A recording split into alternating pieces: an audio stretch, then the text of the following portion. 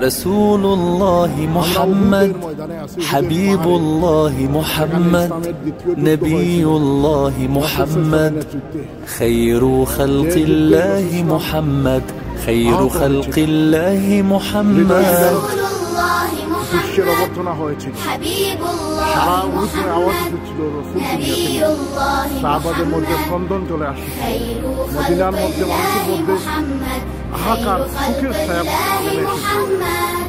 কিন্তু আল্লাহ রাব্বুল আলামিন উনি তখন সময় শুধু আহত হয়েছিলেন, ওনার শরীর থেকে রক্তক্ষরণ হয়েছিল।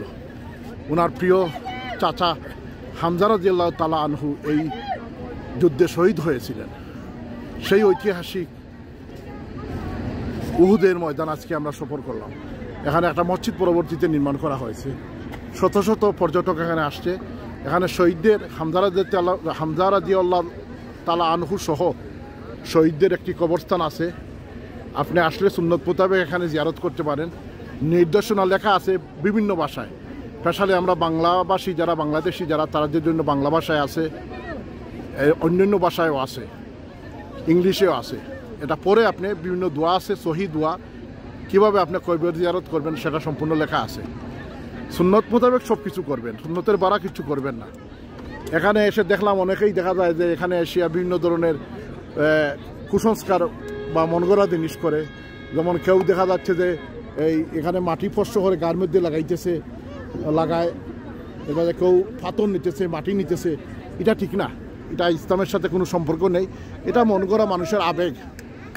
কারণ রাসূল সাল্লাল্লাহু আলাইহি ওয়াসাল্লাম বলেছেন না, এখানের জমজমের পানির মধ্যে বরকত আছে। ধরো আমারটা তুলো, রেকর্ডিং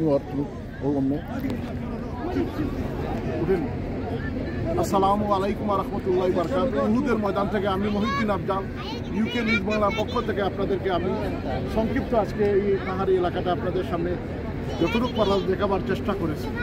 আপনারা যখন রাসূলের নগরী, নবীন নগরী, রাসূল সাল্লাল্লাহু আলাইহি ওয়াসাল্লামের নগরী মদিনায় আসবেন, এইসব জায়গাগুলো সফর করবেন এবং সঙ্গে ভালো গাইড রাখবেন আর সুন্নত মোতাবেক আপনি জিয়ারত করবেন। সুন্নত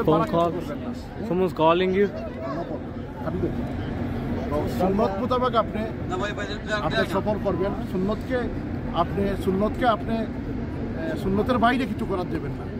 কোনো জিনিস করার আগে দেখবেন এটা সুন্নতে আছে কিনা, না রাসূল সাল্লাল্লাহু আলাইহি ওয়াসাল্লামের সুন্নতে আছে কিনা, সাহাবীদের নির্দেশনা আছে কিনা, এর বারা কোনো কিছু আপনারা করতে চাইবেন না। আর ঐতিহাসিক স্থান সফর করবেন, দেখবেন, জানবেন, বুঝবেন, এটাই। তো যাই হোক, আজকে আমি যতটুকু সম্ভব আপনাদের সামনে এটা তুলে ধরলাম। আসসালামু আলাইকুম ওয়া রাহমাতুল্লাহি ওয়া বারাকাতুহু। তুলো রাস্তা এরিয়া তুলো, সুবহানাল্লাহ, রাস্তা এরিয়া তুলো, সুন্দর করে তুলো, তুলো রাস্তা এরিয়া তুলো।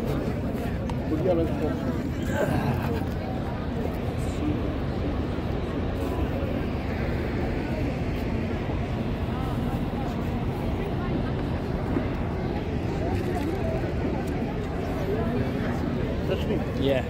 Thank you. Ayun, you say.